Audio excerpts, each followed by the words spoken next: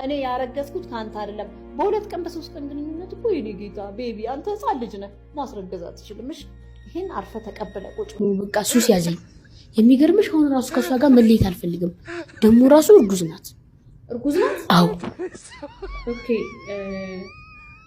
ባለትዳር ናት ማለት ነው ባለትዳር አይደለችም ታዲያ ከማን ያረገዘችው ባለትዳር ካልሆነች እንዴ ከኔ እኮ ነው ያረገዘችው ምን ሆነሽ ነው አንቺ አልገባኝም እንዴ ወዳታለሁ ትወደኛለች እያልኩሽ ከኔ እኮ ነው ያረገዘችው ምን ማለትሽ ነው እኔ ያረገዝኩት ካንተ አይደለም በሁለት ቀን በሶስት ቀን ግንኙነት እኮ የኔ ጌታ ቤቢ አንተ ህፃን ልጅ ነህ ማስረገዝ አትችልም እሺ ይሄን አርፈ ተቀበለ ቁጭ ጨምላቃ ትውልድ በእውነት ግራ ተጋብተናል ህፃናት እንደ እድሜያቸው መሆን ያቃታቸው አዋቂና ትልልቅ የምንላቸው ሰዎች ደግሞ ህፃናት እንኳን የማያጠፉትን ጥፋት እያጠፉ ማንን እንደምናርምና እንደምንቀጣ ግራ የተጋባንበት ክፉ ዘመን አዝናለሁ ይህ ቪዲዮ ይህንን አስቀያሚ ቪዲዮ ለሰሩና ላዘጋጁ ሰዎች እንዲሁም ለሚመለከተው የህግ አካል እንዲደርስ የምትችሉትን ሁሉ አድርጉ ማይኮ ይቅርታ የሚጠይቀው የትኛው ማህበረሰብ ነው እኔ አወራሁት በእስራኤል ዘመን የነበሩት እነዛ ማህበረሰቦች አወራን ስለዚህ ይቅርታ የምጠይቃቸው ክርስቶስን የሰቀሉት እነዛን ነው እነዛ ማህበረሰብ ነው ይቅርታ የምጠይቀው ወይስ የትኛው ማህበረሰብ ነው የደከመ ማህበረሰብ ተቻለች ምን ይጠቅማል በብዙ ትርክትና በብዙ ውሸት አይምሮ የተሞላ ማህበረሰብ ስለሆነ ይሄን ህዝብ አታድኑ ኦሬዲ ተመርዟል ብዙዎች ይቅርታ ማይኮ ካልጠየቃሉ ብዙዎች የጮት እነማን ናቸው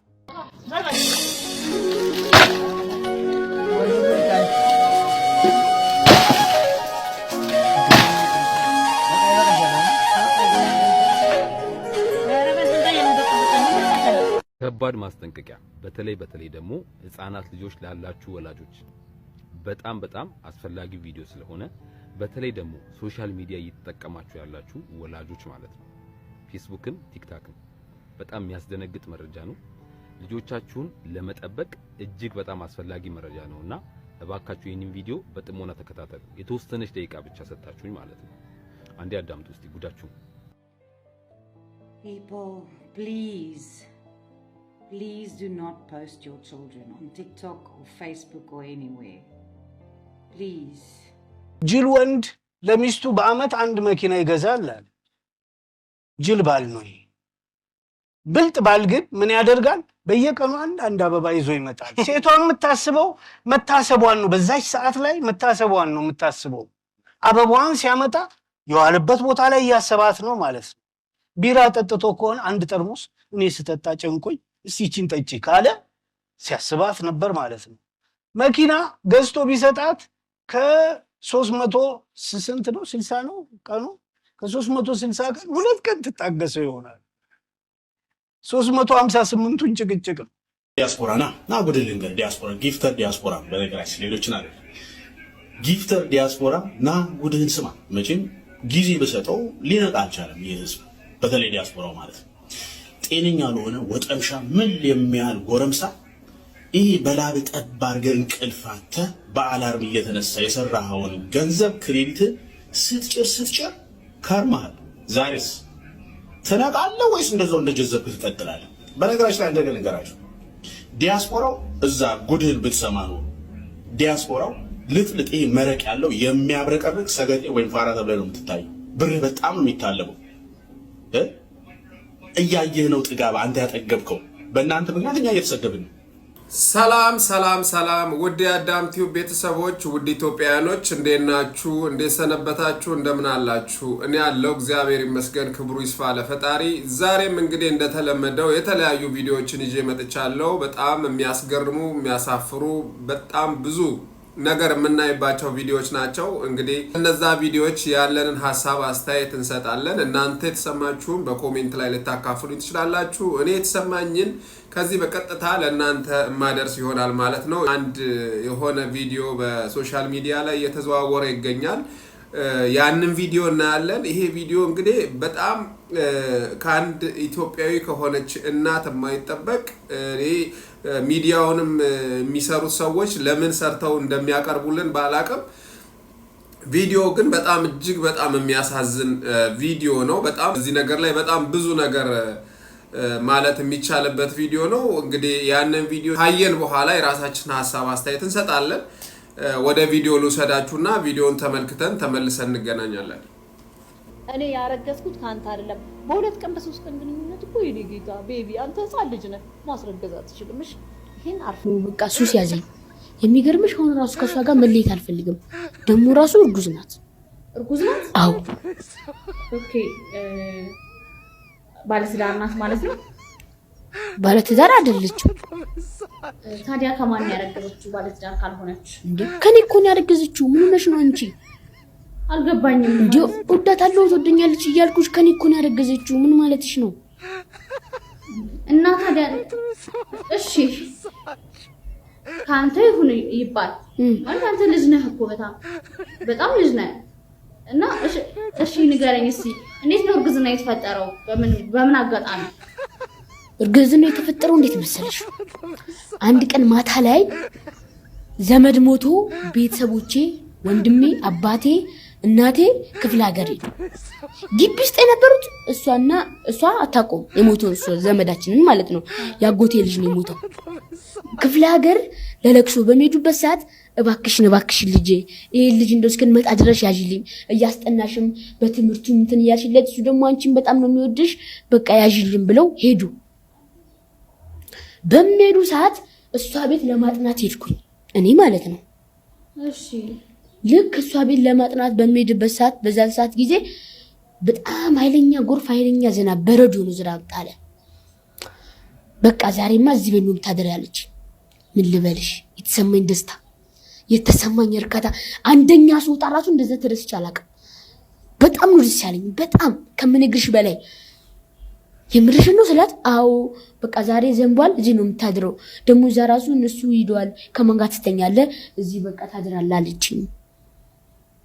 ደግሞ ራሱ እሷ ከሷ ጋር በማድረሳት እኔም ፍራሽን ያስተኛችኝ እሷ አልጋ ላይ ነበር የተኛችው ማለት ነው። እሺ ከዛስ? በቃ እኔ አላስቻለኝም፣ አልቻልኩም።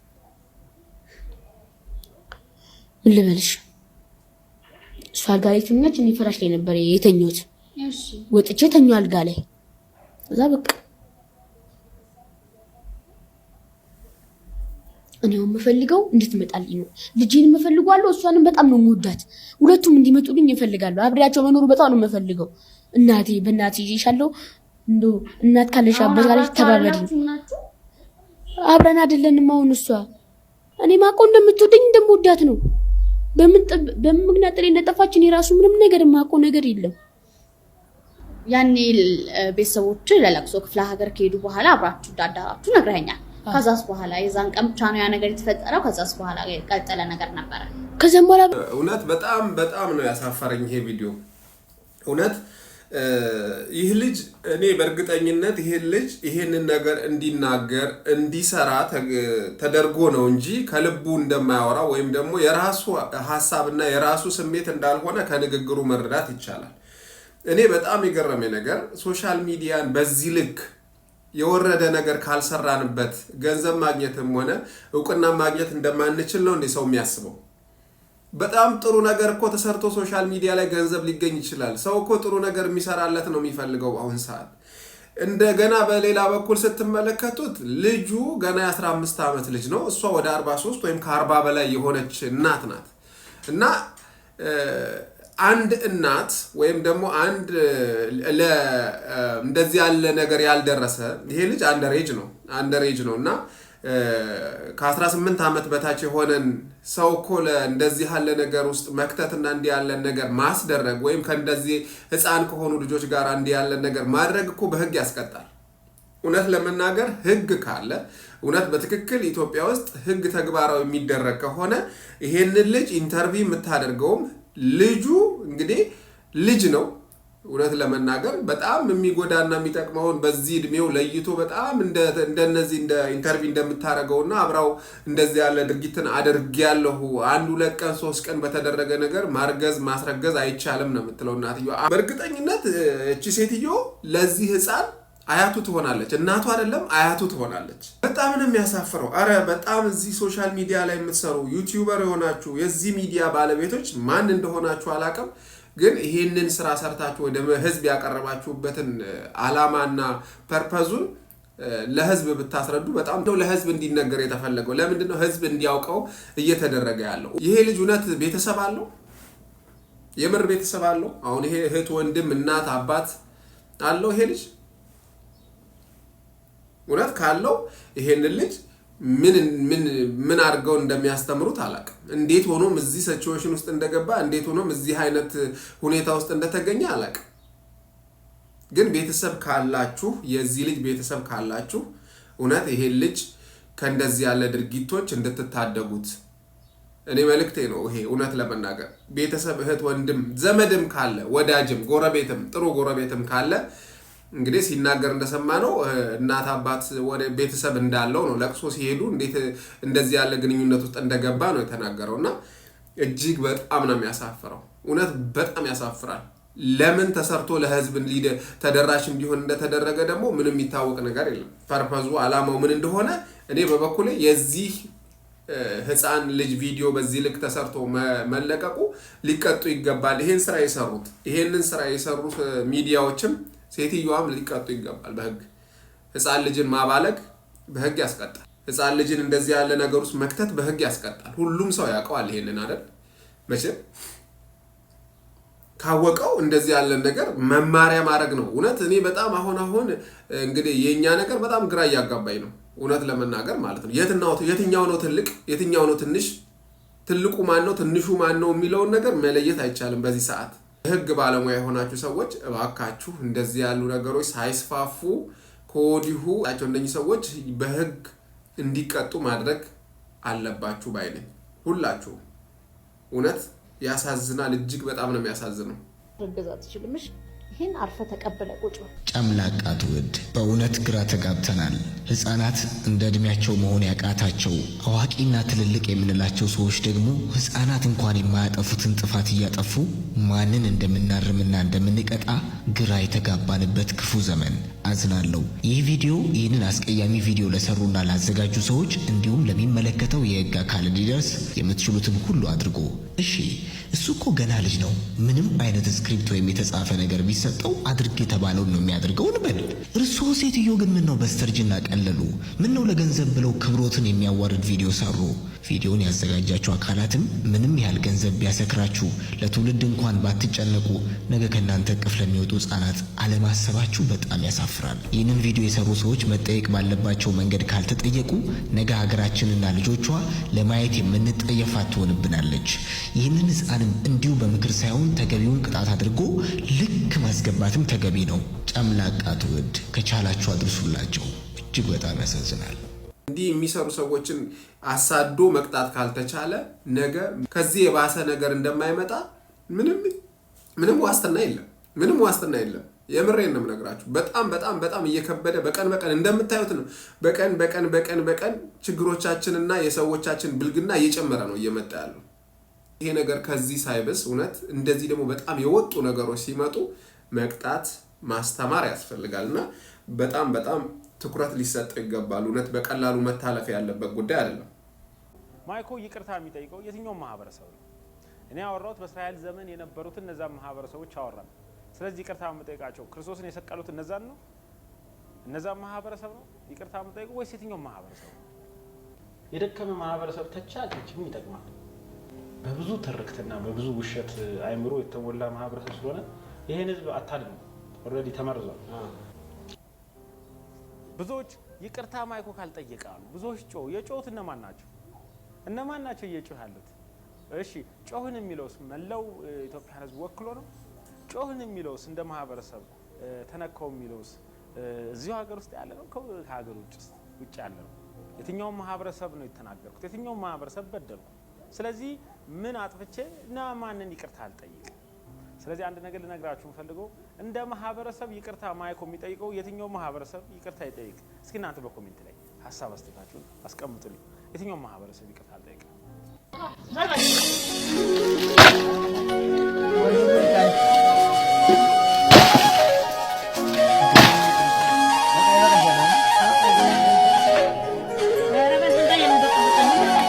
እጅግ በጣም ያሳፍራል። እውነት እጅግ በጣም የሚያሳፍረው ነገር ምን መሰላችሁ? አንደኛ የኢትዮጵያ ማህበረሰብ መሳደቡ ሳያንሰው አሁን ደግሞ ለምንድን ነው ይቅርታ የምጠይቀው? ለማን ነው ይቅርታ የምጠይቀው? ማንን ነው ይቅርታ የምጠይቀው ብሎ እሱ የተናገረበትን መጀመሪያ የማህበረሰቡን የሰደበበትን መንገድ እንደው ምንም የፈለገ ነገር እንደው ሞኝ ነው የኢትዮጵያ ሕዝብ ሞኝ ነው ምንም ነገር ማስታወስ አይችልም ቢባል እንኳን እንደዚህ በ3 በ4 ቀን ውስጥ የሚረሳ ነገር እንደተናገረ ሰው እውነት የተናገርኩት በድሮ ጊዜ እዛ ምናምን ብሎ አሁን እኛን ሊያሞኝ ይፈልጋል? እውነት ይሄ ያላዋቂ ሳሚ ምንድነው የሚባለው ነገር አለ።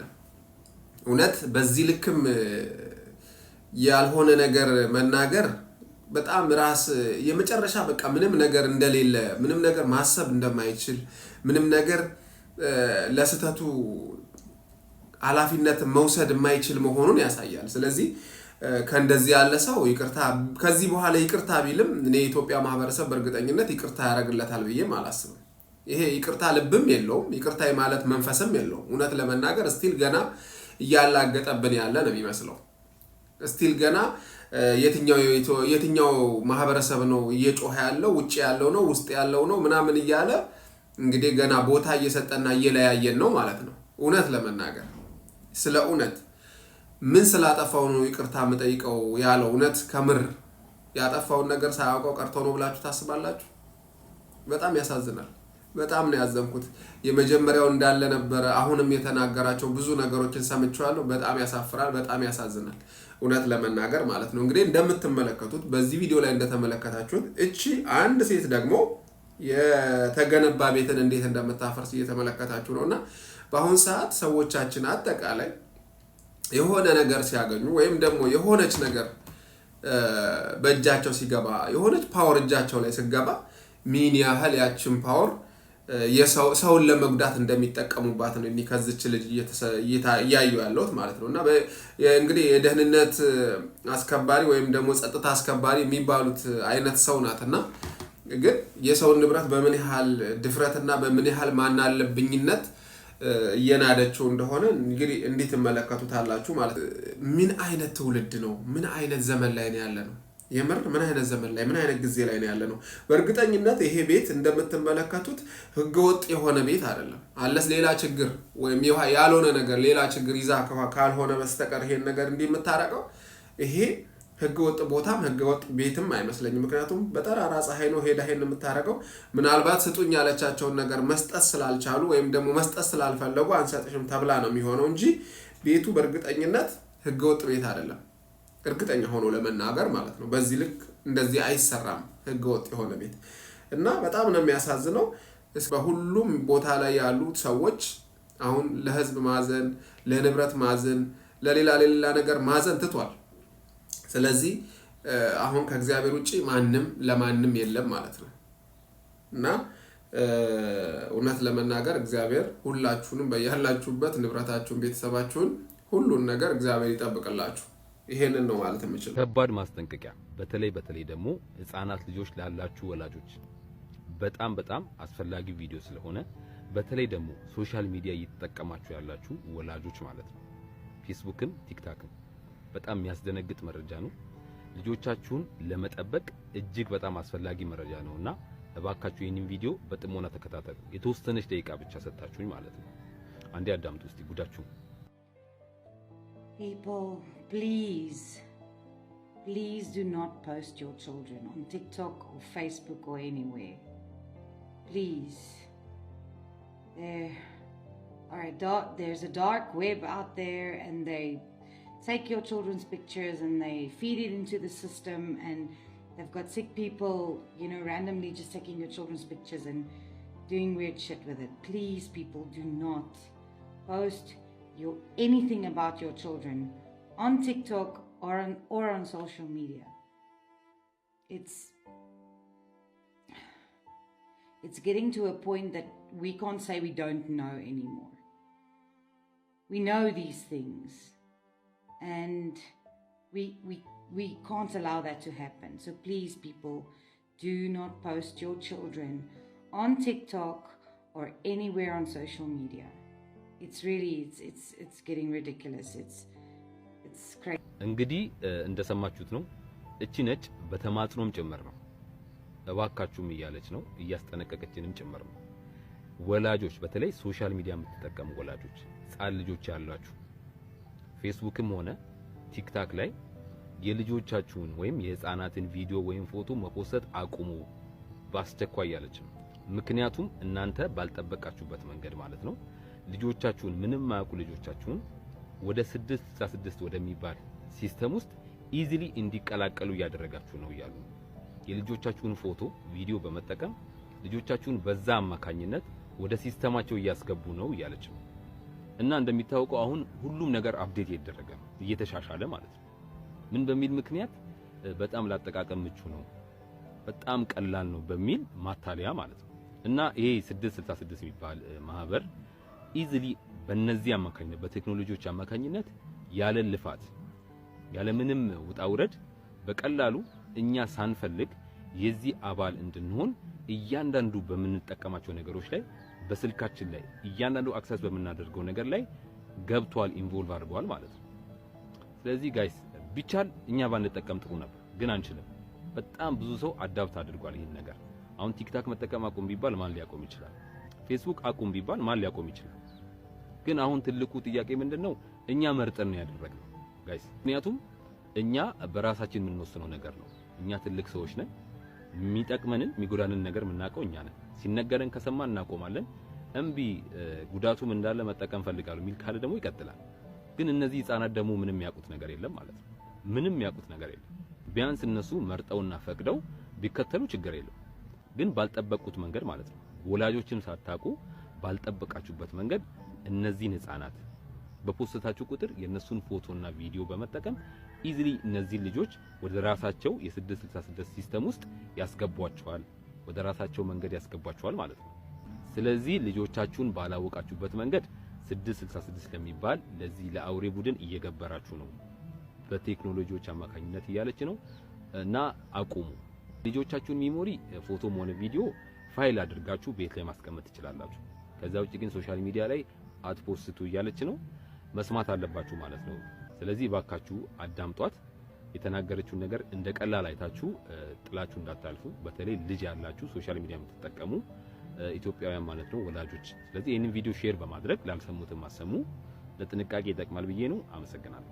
እንደተመለከታችሁት ይሄ ቪዲዮ በጣም ወሳኝ ነው ለሰዎች እውነት ለመናገር በተለይ ልጆች ላላቸው ቤተሰቦች በጣም ጥሩ መልእክት ነው። ቤተሰቦች በጣም በከፋ ሁኔታ ልጆቻቸውን ሶሻል ሚዲያ ላይ ፖስት ያደርጋሉ። ፎቶ እያደረጉ ሶሻል ሚዲያ ላይ ፖስት ያደርጋሉ። ለምን ፖስት እንደሚያደርጉ አላማው ምን እንደሆነ እንግዲህ ያው ቤተሰቦቹ ናቸው የሚያውቁት ለምን እንደ ፖስት እንደሚያደርጉት ማለት ነው። ግን በጣም የሚገርማችሁ ነገር ያንን ነገር እየተከተለ ሰዎች የራሳቸውን ህፃናት የራሳቸውን ልጆች አውጥተው ሶሻል ሚዲያ ላይ በሚለቁት ፎቶና የተለያየ ቪዲዮ ምክንያት በጣም ብዙ ቤተሰቦች ችግር ላይ ወድቀዋል። በጣም ብዙ ቤተሰቦች የእንደዚህ አይነት ችግር ሰለባ ሆነዋል። እና ባካችሁ በጣም በብዛት የልጆቻችሁን ፎቶ የምትለቁ ጥንቃቄ እንድታደርጉ።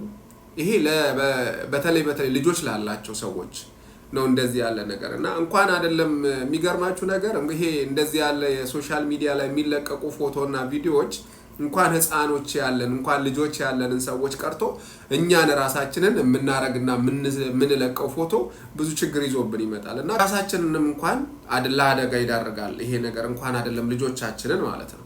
ስለዚህ ከፍተኛ ጥንቃቄ ልታደርጉበት ይገባል። ፎቶ ቢቻል ባይፖስት የተሻለ ነው። ቢቻል ሶሻል ሚዲያ ላይ ሼር ባይደረግ ፎቶ ልጆቻችንን እያነሳን ቤታችን ውስጥ ለሚሞሪ ለልጆች ወደፊት የምናሳያቸው ፎቶ ልናስቀምጥ ይገባናል እንጂ ፎቶ እያነሳን ሶሻል ሚዲያ ላይ መፖሰት ችግር አለው። ይሄን እንግዲህ እንዳያችሁት እንደሰማችሁት ነው። እኔ የማውቃቸው ብዙ አይነት ችግሮች እንደተፈጠሩ ስለማቅ ይሄንን ነገር ይጠቅማል ብዬ ስላሰብኩ ነው ያመጣሁትና እንደምትጠቀሙበት ተስፋ አደርጋለሁ። ዲያስፖራ ና ጉድል ልንገር ዲያስፖራ ጊፍተር ዲያስፖራ በነገራችን ሌሎችን አለ ጊፍተር ዲያስፖራ ና ጉድህን ስማ። መቼም ጊዜ በሰጠው ሊነቃ አልቻለም ይህ ህዝብ፣ በተለይ ዲያስፖራው ማለት ነው። ጤነኛ ለሆነ ወጠምሻ ምን የሚያህል ጎረምሳ ይህ በላብ ጠብ አድርገህ እንቅልፋተ በአላርም እየተነሳ የሰራኸውን ገንዘብ ክሬዲት ስትጭር ከርማል። ዛሬስ ትነቃለህ ወይስ እንደዛው እንደጀዘብክ ትቀጥላለህ? በነገራችን ላይ እንደገና ልንገራችሁ፣ ዲያስፖራው እዛ ጉድህን ብትሰማ ነው ዲያስፖራው ልጥልጥ ይሄ መረቅ ያለው የሚያብረቀርቅ ሰገጤ ወይም ፋራ ተብለህ ነው የምትታየው። ብርህ በጣም ነው የሚታለበው። እያየህ ነው ጥጋብ አንተ ያጠገብከው። በእናንተ ምክንያት እኛ እየተሰደብን ነው። በእናንተ ምክንያት እኛ እየተሰደብን ነው። ቢቆርጡ እንደዚህ ጆሮን ቢጎቱት አንድ የኩላሊት ታማሚ ብትኖር ቪዲዮን ታሳልፋል። ለማንም ጎረምሳ እየሰጣችሁ ነው። ይሄው እንደምታዩት ሚዲያ አስቀያሚ ሆነው ማለት ነው። ለምንድን ነው በዚህ ደረጃ ጅል የምትሆኑት? ክሬዲት እስኪያለቅስ እስኪጮህ ለነሱ ትጭራለህ። የደከምክበትን እንቅልፍ ያጣህበትን ጫካ ለጫካ የዞርክበትን በየስቶሩ እንቅልፍ ያጣህበትን። ዛሬ እኮ አባቴ $1 120 ብር ገብቷል። በእርግጠኝነት የምነግርህ እንደዚህ ለዚህ ዲያስፖራ እንዲያፈሉ እዛ ላሉት እንዲያፈሉ ላረጋችሁ ለአንዳንዶቹ እንዴት እንደሚያፈሉ አይታችኋቸው ያረጋችኋቸው እናንተ ናችሁ። በእርግጠኝነት እህት አለች፣ እህት ገንዘብ ብትጠይቅ በሚቀጥለው ትላታል። እናት አለች፣ ምስኪን እናት የተቸገረች ገንዘብ ብትጠይቅ በሚቀጥለው ነው የምትላት። ግን ለነዚህ ጊፍተሮች እየሰጠ መልሰው እኛ ላይ እንዲያስታውቁ እያረጋችሁ ያላችሁት እናንተ ጅል ዲያስፖራዎች። በጣም የሚገርመው ነገር ሶሻል ሚዲያ ላይ እንግዲህ ቲክቶክ ላይ የሚሰሩ ልጆች በጣም ብዙ የሚሰሩት ነገር አለ። በዛው ልክ ደግሞ የሶሻል ሚዲያ ላይ ጊፍት እየተሰጣቸው ወይም ደግሞ የዲያስፖራ ስለ ዲያስፖራ ማስጠንቀቂያም ተሰጥቷል እና ሶሻል ሚዲያን ወይም ደግሞ የቲክታክ የጌም ጨዋታን ማለት ሰዎች ወደው ነው የሚሰጡት። ስለዚህ እኔ ለምን ሰጣችሁ ብዬ አልልም። ግን መጫወት ደስ ይላል፣ ደስ የሚል ነገር ነው። ግን የሚሰጣችሁ ሰዎች ሶሻል ሚዲያ ላይ ወይም ጌም እየተጫወታችሁ ገንዘብ የሚሰጣችሁ ሰዎችም ደግሞ ለሰጧችሁ ሰዎች ሪስፔክት ብታረጉላቸው መልካም ነው። ምክንያቱም በጣም የደከሙበትን ልጁ እንዳለው ነው። ምንም የምጨምርበት ነገር የለም። ስለ ዲያስፖራ ገንዘብ ምንም የምጨምርበት ነገር የለም እና እኔ ለምን ሰጠህ አልልም። ደስ ካለው ይስጥ፣ ካለው ይስጥ፣ ያለው ነው የሚሰጠው። ግን የሚሰጥ ሰው ደግሞ እንደዚህ ባይዋረድ መልካም ነው። እንዳለው እንግዲህ ቃላቱን መጠቀም አልፈልግም። ግን እንደዛ አይነት ነገር የምታረጉ ከሆነ እውነት ጥሩ አይደለም እና ጥንቃቄ ብታረጉ መልካም ነው። ሸራተኖቼ እንዴት ናችሁ? እንዴት አድራችሁ? የአባታችንን ጉዳይ ዛሬ አርብ 2 ሰዓት በመማር በንግስቷ ቤት ፈንድራይዚንግ ይከፈታል። እርዳታ ይሰባሰባል ለአባታችን። ሁላችሁም ተገኝታችሁ የገባችሁትን ቃል የገባችሁትን በራሳቸው በአባታችን አካውንት ስለተከፈተላቸው በራሳቸው አካውንት እንድታስገቡ ማታ 2 ሰዓት እንዳትቀሩ። ይሄንን ሪፖስት ኮፒ ሊንክ እያደረጋችሁ ለሁሉም አድርሱ። ሳሉት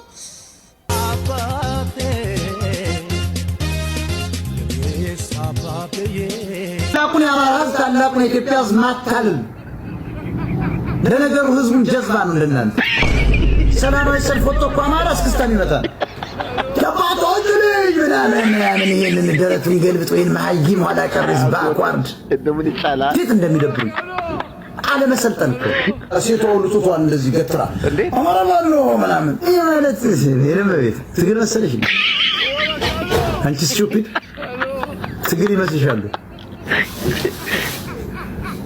እናያፍር እኮ ነው። ዋይት ሃውስ ፊት ለፊት ለሰልፍ ወጥቶ እኮ እስክስታ የሚመታ እኮ ነው አማራ ነው እንጂ ጀግናው ልጅ በላይ ዘለቀ ልጅ በአንደኛው ክፍለ ዘመን መሀይም በመተኮስ ብቻ ነው ተደብቀ እንደ ትግሬ በመስራት ብቻ እንተሽል ጅልና ጅላጅ መሀይም እኮ ጠቅላላ ብታዩት ማፈሪያ ነው እኮ። ትግሬዎች እኮ እንዴት እንደሚስቁብን፣ ኦሮሞ እንዴት እንደሚሳለቁብን ይሄ ሀዲስ ተመልከቱን። ሰርገላ ላይ ተወጦ ሮማን የምትባል ቂጧን የጣሊ ሴትዮ ጋር ተወጦ እየተባለ እንዲህ አይነት ኋላ ቀር መሀይም ሰገጤ መሀይምነት ከሆነ ሰገጤ ስኩዌር እነዚህ ናቸው። you are stupid አስረግጬ ነው የምነግርህ። ረግጬና አስረግጬ እነግርሃለሁ። you are stupid, you are number 1 idiot። ኢዲየቶች ናቸው ማለት በጣም የሚያስገርም እኮ ነው እውነት ለመናገር። እኔ አሁን የሰው ልጅ በዚህ ልክ ካልሰደበ ቀኑን ደስተኛ ሆኖ የሚውል አይመስለኝም። ማለት ለምን እንደሚሳደቡ አይገባኝም። በጣም በሚገርማችሁ ሁኔታ ይህ ሰው እንግዲህ ከተሳዳቢዎቹ አንዱ ነው። እውነት ለመናገር ምንም ከሌሎቹ የሚለይ ነገር የለውም። በጣም የወረደ ነገርን የሚናገር ሰው ነው። በጣም ነው የሚያሳዝነው። የማይሰድበው ሰው የለም፣ የማይሰድበው የማይነካው የማይናገረው ሰው የለም። የምር ማለት ነው። እና እጅግ በጣም ነው የሚያሳዝነው እውነት። ሁሉም ሰው በዚህ ልክ የተለከፈው በዚህ የስድብ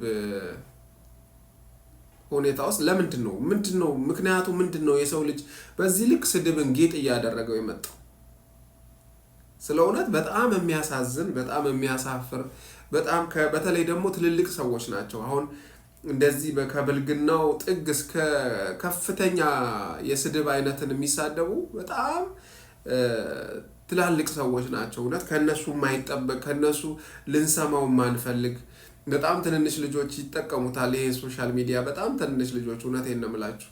እና እነሱ ምን ያደርጉ? እነሱ ቢሳደቡ ምን ብለን እኛ ለነሱ መልስ እንሰጣለን? እኛ በዚህ ልክ የምንሳደብ ከሆነ እውነት በጣም ነው የሚያሳፍረው። እኔ ወዳጅ ዘመድ ካለው በቅርበት የምታውቁት ሰዎች ካላችሁ እውነት ይሄንን ሰው ረበሉት፣ እስኪ ምከሩት። አንዳንዴ እኮ ያወቀ እየመሰለው ሰው እንደዚህ ወጥቶ የሚሳደበው ከስር ሆኖ ሰው ሲስቅለትና ሲያጨበጭብለት ነው።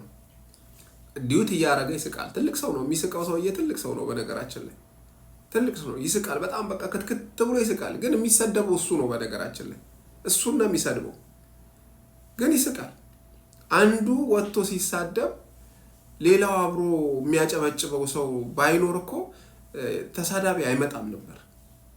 እውነት ለመናገር አይመጣም ነበር። በጣም ያሳፍራል። የምሬን ነው የምነግራችሁ። እጅግ በጣም ነው የሚያሳፍረው።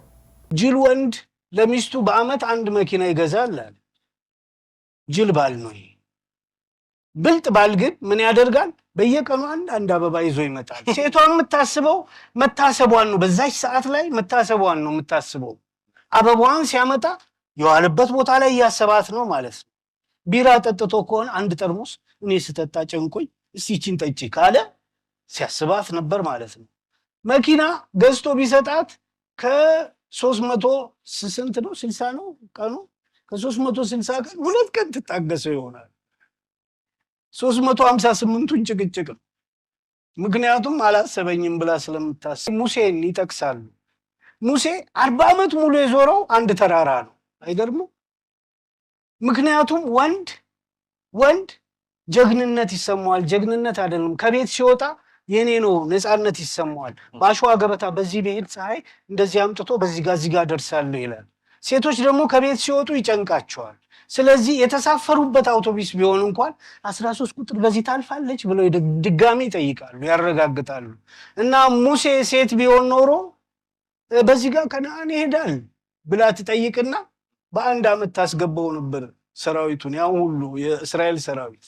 ያ ግን በልበ ሙሉነት አንድ ተራራ 40 ዓመት የሚዞር ህይወት ለኛ እንዲህ ናት። የዞረብን 40 ዓመት ነው የምንዞረው አንድ ተራራ። እንግዲህ በጣም የሚገርም መልእክት ያላቸው ቪዲዮዎች ናቸው ዛሬ ይዣቸው የመጣሁት ቪዲዮዎች። እንግዲህ ብዙ ጊዜ ቁም ነገር ያላቸውን ለሰዎች ይጠቅማሉ ብዬ ማስባቸውን ቪዲዮዎች ነው ወደ እናንተ ማደርሰውና እንግዲህ መጨረሻ ላይ እንደሰማችሁትም ይሄ ሰውዬ ያው የሴቶችንና የወንዶችን ልዩነት በደንብ ያስረዳበት መንገድ እንግዲህ ለሚገባው ሰው በደንብ ይገባዋል ብዬ አስባለሁና በጣም የሚገርም አይነት ገለጻ ነው የገለጸው። እውነት ለመናገር የሰው ልጅ መታሰቡን ነው እንጂ ትልቅ ነገር ተደርጎለት መረሳትን አይፈልግም። እሱ እንዳለው ነው። አንድ ባል ወይም ደግሞ አንድ ገንዘብ ያለው ግን ቤተሰቡን የማያስታውስ ለገንዘብ ብሎ የሚሮጥ ባል በአመት ለሚስቱ መጥቶ የተለያየ ውድ ነገር አድርጎላት አመቱን ሙሉ ለሷ ጊዜ የማይሰጣትና ከሷ ጋር ጊዜ የማያሳልፍ ከሆነ ሰውየው ያለው ነው የሚሆነው። ሁለት ቀን ደስ የሚል ቀን ከዛ 358 ቀኑን ጭቅጭቅና ንትርክ ነው ብሏልና እንግዲህ እውነት ነው ይሄ። አንዳንዴ አቴንሽን የምንሰጣቸው ነገሮች ላይ አቴንሽን መስጠት አለብን። ትክክለኛ የሆኑ ነገሮች ላይ ትክክለኛ ናቸው ብለን መናገር መመስከር አለብን፣ ማድረግ አለብን። ትክክል ያልሆኑትን ደግሞ ትክክል አይደሉም ብለን እየተራረምን መሄድ አለብን ለማለት ያህል ነው። እውነት በጣም የሚገርም መልእክት ነው ይሄ ቪዲዮ የያዘውና ሁላችሁም እንግዲህ ዛሬ ይጃቸው ከመጣዋቸው ቪዲዮዎች የተማራችሁትን ያያችሁትን የታዘባችሁትን ነገር በኮሜንት ላይ ልታካፍሉ ትችላላችሁ። እንዲሁም ደግሞ ገንቢ የሆነ አስተያየታችሁን ለምትሰጡኝ አንዳንድ ኮሜንት የምታደርጉ ሰዎችም እንግዲህ ሁላችሁም እንደየሐሳባችሁ እንደየፍላጎታችሁ እግዚአብሔር ለእናንተ የሚገባችሁን ነገር እግዚአብሔር ያድርግላችሁ። እኔ ለእናንተ ማድረግ የምችለው ነገር የለም። ስለዚህ ማመስገን ያለብኝ እግዚአብሔር ሁላችሁንም ቤተሰባችሁን፣ ዘመድ ወዳጆቻችሁን ከክፉ ሁሉ ነገር ይጠብቅላችሁ። በሚቀጥለው ቪዲዮ እስከማገኛችሁ ድረስ ለዛሬ በዚህ ላይ አበቃለሁ። ሁላችሁም በያላችሁበት ሰላም ሁኑልኝ። ይመቻችሁ።